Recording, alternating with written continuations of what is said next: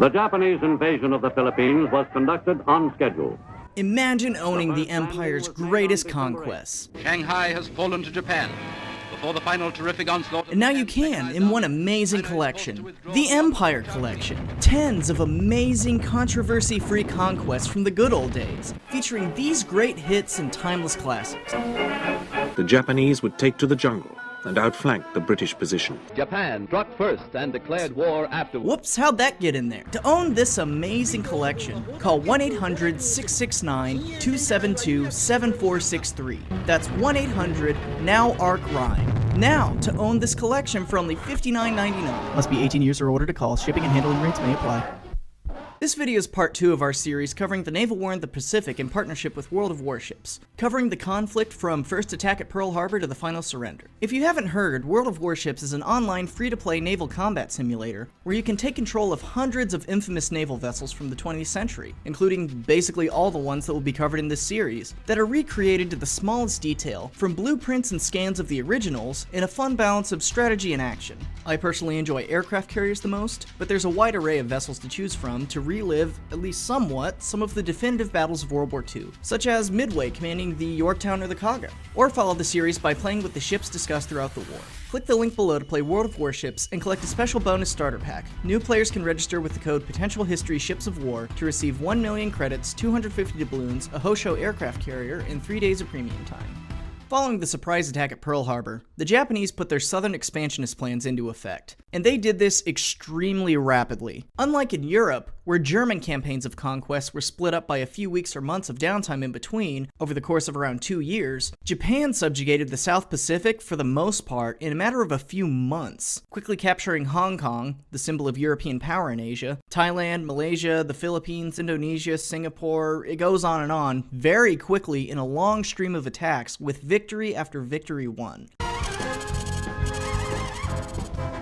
Yeah, I've got time. With the powers holding those nations seeming unable to stop it. After all the trepidation at the Imperial Conference about how plans could go awry, things seem to be handily working in Japan's favor, with leadership announcing success after success to the Japanese people, starting with the first blow at Pearl Harbor and continuing into the spring of the following year. Those opposing the Japanese, though, did not go down without a fight. The IJA met stiff resistance at the hands of American troops on the Philippines, who fought back viciously with outdated tanks and equipment until they were finally subdued, with many being taken prisoner and MacArthur being forced to flee under orders from President Roosevelt. The president felt it would be too big of a propaganda blow to have him captured, and upon his very unwilling leave, he vowed to his captured soldiers that he would one day return. I shall return. This becomes important later in probably part 4. Japanese troops even reached as far south as New Guinea, running into Australian troops, nervous that their homeland was next on the list to be conquered, and although Australia was not in the scope of the southern expansion, it's understandable to see why Australians were getting so nervous, as it looked like the Japanese weren't going to stop before they reached their continent. Underneath all of this success, though, there were some very big problems for the Japanese coming up. Although it looked very good, Pearl Harbor did not turn out to be the success the Japanese were hoping for. And it doesn't seem that this was as obvious to them as it should have been when they were celebrating the victory. They had done a significant amount of damage to the US Pacific Fleet, but they had done this to ships in dock on a Sunday. Meaning the ships damaged were in shallow water, meaning that a lot of them could be recovered and repaired, and after some time sent back into the fight. And on the day of the attack, it being a weekend, the number of sailors killed was somewhat minimized, with some of them being off base. These two factors meant that although it looked like the Pacific Fleet had almost been destroyed, it was more an illusion of what had happened, with many of the damaged ships in the coming times later in the war able to be refitted and sent back out to fight, with more of their original crew than the Japanese had probably anticipated, a whole lot faster than they had imagined. The biggest shortcoming, though, was that no aircraft carriers were present at the time of the attack, and at the time of planning and execution, the Japanese didn't see this as that big of a problem. At the dawn of World War II, aircraft carriers had not yet shown what an asset they were, and had not become the central force of an armada yet. At the beginning, it was still very much a battleship game,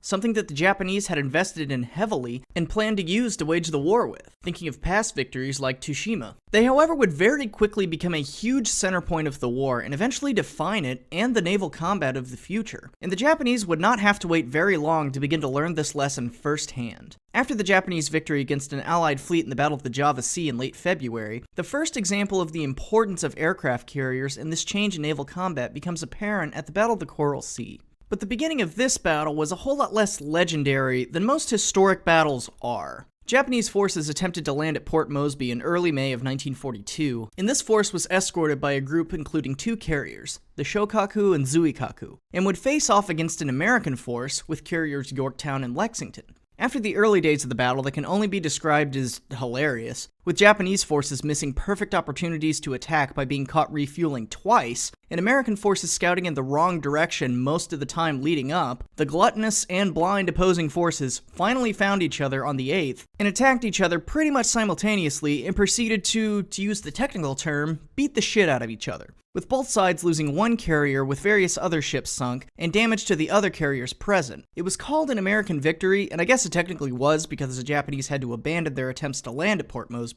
but the Japanese sunk more tonnage, and in a strictly naval sense, that would count as a win. So the philosophers can debate that, but what's really important from this battle is that even though neither side conducted themselves perfectly, it became an example of how future battles in the war would be fought. Not against gunships like the Battle of the Java Sea, but against carrier groups that can't even see each other, launching planes and fighting that way. And it would serve as a lesson that had to be quickly learned before the upcoming and arguably most pivotal battle of the Pacific Campaign, the Battle of Midway.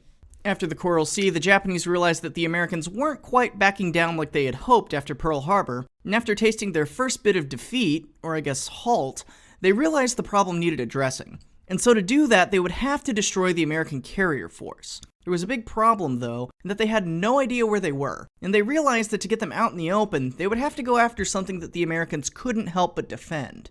And that point was an otherwise very forgettable scrap of sand in the middle of the Pacific called Midway Island. Midway, named for the fact that it was about halfway between Asia and North America in the Pacific, was very much a bit too far east for comfort for the Japanese to take, according to the Americans, and the Japanese High Command knew they would fight hard to stop them. The Japanese operation consisted of 3 phases, and would coincide with a further diversionary attack on the Aleutian Islands to try to bait away some of the American ships. In Phase 1, the 1st Carrier Strike Force under Nagamo would bomb away Midway's defenses with aircraft launched from 4 Japanese carriers, the Kaga, Akagi, Hiryu, and Soryu, the best the Japanese had to offer as far as carriers go. And once that was done, Phase 2, the invasion force, would land 5,000 troops under Vice Admiral Kondo to take the island. Phase 3 was the trap that when the reinforcement ships from Pearl Harbor arrived, hopefully being those carriers they wanted to kill so bad, Nagumo's planes from his carriers, and battleships under direct control from Admiral Yamamoto, would sweep in and destroy them, and they'd all be home in time for supper. A pretty solid plan, and it probably would have worked, except that the IJN naval codes had been broken, and Nimitz knew the entire thing. Yeah, it kind of puts a damper on things. Bruh. Nimitz devised a plan to fight the enemy carriers by air with aircraft from his carriers, including the damaged Yorktown, rushed through repairs to make the battle, and stop the whole attack before it began. On the way to the attack, Yamamoto heard reports that there may be US carriers in the area, but does not tell Nagamo, as he wants to keep radio silence. Nagamo then executes his part of the plan as ordered, but is surprised at the number of enemy aircraft in the area, and decides based off reports from pilots that he may need to make another run before troops were landed as not enough damage was done. At the same time, he knows there might be US carriers in the area, and he might need to prepare his planes to attack those instead if they're spotted. And right as he is making his decision to go ahead and bomb Midway again, the US carrier group planes attack his fleet. Nagamo reverses his order, but can't fully begin to defend his ships and attack the US carriers until all his bombers are back, being completely caught in transition. At about this time, Yamamoto hears reports of the Yorktown being spotted, but instead of giving an order to attack, which may have caught Nagamo before he made the decision to bomb, just assumes Nagamo will attack the carriers immediately, not feeling it necessary to direct the battle. Luckily for the Japanese, the first group of planes are mostly shot down, and the carriers are able to take time to refuel. After this short respite, though, a swarm of American planes from the Enterprise, who are out looking for the carrier group, happen upon them on their return trip and descend on the Kaga instead of going back to refuel, making the right choice and easily one of the most pivotal decisions of the battle. These planes pretty much destroy Kaga, followed minutes later by attacks on the Soryu, catching it on fire, right as a third group attacks the Akagi, destroying its flight deck and causing Nagumo to leave it, boarding a destroyer, immediately radioing Yamamoto about how the whole situation has really gone downhill fast. I can't see what's happening. Are we boned? Yeah, we're boned. This leaves only the Hiryu that quickly launches an attack on the Yorktown, causing damage to it. A little later, a second attack is launched at Yorktown, causing it to be abandoned, with the battle drawing to a close with American fighters launched at Hiryu, causing considerable damage. When all is said and done on Nagumo's no good, horrible, very bad day, the Yorktown, Kaga, Akagi, Hiryu, and Soryu were all sunk or heavily damaged, being scuttled later, resulting in a US victory. But this isn't just a US victory, this is a neutering of the Japanese Navy. I'm not a big fan of turning points in wars. I think normally it's pretty hard to pinpoint an exact moment where the tides turn, but Midway is a huge exception, in that in the course of a day, the Japanese Navy goes from a futuristic carrier-able striking force to a shell of its former self using 4 of its best carriers. And it can't be understated how important this is. The rest of the war, as we'll see, will be dominated by carrier action by the US, with many pivotal battles being decided by carrier-based airstrikes. See my Battle of Samar video for that in action. And the pairing of the Battle of the Coral Sea, where carrier's importance is shown, with the Battle of Midway, where a huge portion of Japan's carrier ability is lost, this very quickly spells disaster for the Japanese hopes of winning this war, as their industrial power won't be able to replace those losses anytime soon. And this has to be immediately apparent to the Japanese admirals at the time. From now on, they're going to be playing the old battleship game, while the United States is playing the new carrier game. Something that they find that, along with the industrial game, they cannot play evenly. Thank you to World of Warships for the continued support of this series. Also thank you to my patrons, a few of whom have directed me to some really great sources of the Japanese mentality of the war. A lot of what they've given me has made it possible for this series to have the tone that I wanted it to, and I can't thank them enough. Thank you to everyone for watching, and I'm looking forward to part 3.